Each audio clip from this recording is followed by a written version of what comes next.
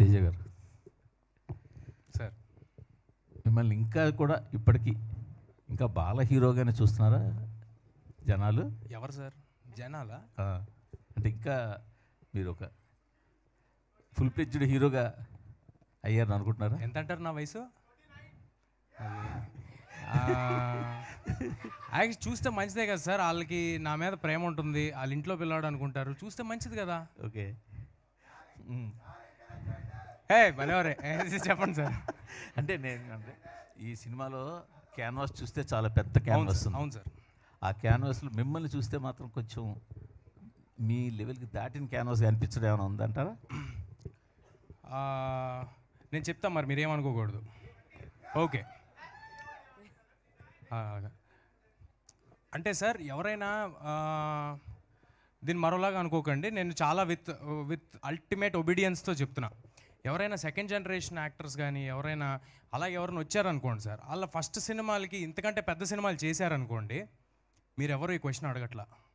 మీరు నాలాంటాళ్ళు చిన్నప్పటి నుంచి ఇక్కడ ఉండి ఎన్ని సినిమాలు చేసి, నేను పెద్దయ్యాక మళ్ళీ ఓబేబీలో క్యారెక్టర్లు చేసుకుని ఎంతో సినిమా చేసి బయట డైరెక్టర్లతో సినిమాలు చేసుకుని వచ్చి ఏదో మౌంట్ చేసుకుని కింద మీద పడి చేసి కష్టపడి ఓన్లీ ఒకటే అండి, ఇక్కడ బతకాలి అనే కష్టపడి సినిమా చేస్తే మీరు అదేదో చిన్న చూపు చూసినట్టు అనిపిస్తుంది. సరిపోతారా అంటే అంటే నా ఉద్దేశం ఏంటంటే సార్, నా ఉద్దేశం ఏంటంటే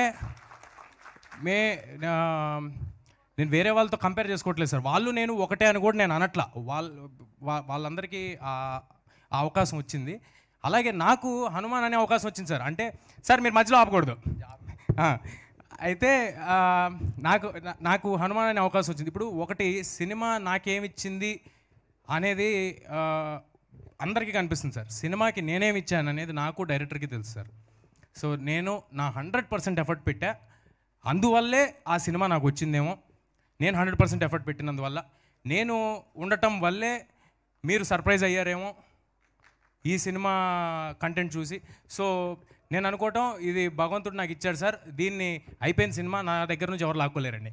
థ్యాంక్ యూ సార్. అంటే చెప్పండి సార్. మీరు అంటే మీలాగే బాలనటుడిగా స్టార్ట్ చేసి రకరకాల సినిమాలు చేసి పెద్ద హీరోలు అయిన వాళ్ళని ఎవరైనా దృష్టిలో పెట్టుకుని ఈ సమాధానం చెప్పారా?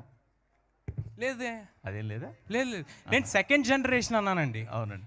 నాలాంటి వాళ్ళు అంటే బయట నుంచి వచ్చిన వాళ్ళందరి గురించి అంటున్నానండి. బయట నుంచి వచ్చిన వాళ్ళందరూ ఏదైనా ఇలాగా కొంచెం మ్యాగ్నానిమస్ ఫిల్మ్స్ కానీ ఏదైనా అటెంప్ట్స్ కానీ అంబిషియస్ అటెంప్ట్స్ కానీ ఏదైనా చేసినప్పుడు అసలు మీ గురించి కాదు సార్, మీరు అన్నమాట గురించి కాదు.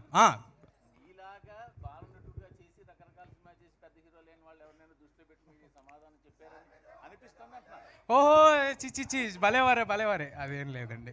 అంటే ఏది కాదు సార్, అంటే ఎంటైటిల్ చేయొద్దండి. మూర్తి గారు క్వశ్చన్ అడిగారు సార్ మీరు అట్లా.